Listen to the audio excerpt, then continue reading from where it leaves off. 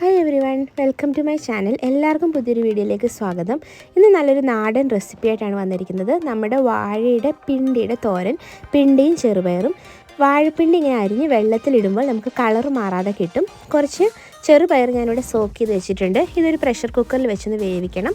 ഇനി തേങ്ങ എടുക്കുക. തേങ്ങയിലേക്ക് വലിയൊരു വെളുത്തുള്ളി, കുറച്ച് ജീരകം, ഞാൻ 2 കാന്താരിയാണ് എടുത്തത്, കുറച്ച് മഞ്ഞൾപ്പൊടി, ഉപ്പും കൂടി ചേർത്തൊന്ന് ക്രഷ് ചെയ്തെടുക്കണം.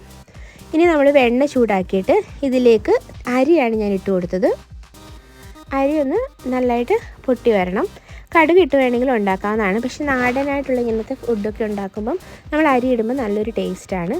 ഇനി ഇതിലേക്ക് വറ്റൽ മുളകാണ് ഇട്ട് കൊടുത്തത്. അതൊന്ന് ജസ്റ്റ് മുറിച്ചതിന് ശേഷം ഇട്ട് കൊടുക്കുകയാണ് ചെയ്തത്.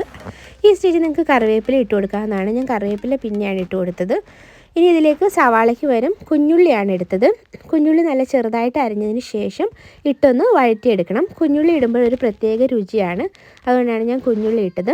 അതിന് ശേഷം നമ്മൾ കുറച്ച് ഉപ്പും കൂടി ഇട്ടതിന് ശേഷം ഒന്ന് നല്ലതായിട്ട് വഴറ്റിയെടുക്കണം.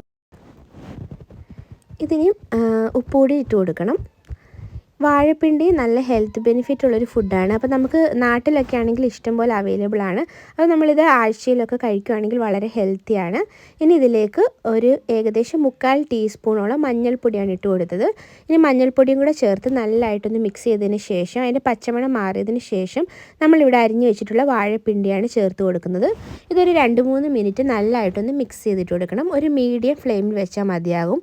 ഇതിലേക്ക് നമ്മൾ ഒരുപാട് വെള്ളം ഒഴിച്ചു കൊടുക്കണ്ട. നമ്മൾ ഇതിനകത്ത് നിന്ന് തന്നെ വെള്ളം ഇറങ്ങും. ഇനി ചെറിയ തീയിൽ വെച്ചൊന്ന് വേവിച്ചെടുക്കണം. ഒന്ന് വെന്ത് വരുമ്പോഴത്തേക്ക് ചെറുപയറാണ് ചേർത്ത് കൊടുത്തത്. അത് ഓൾറെഡി വേവിച്ച് വെച്ചിരുന്ന ചെറുപയറാണ്.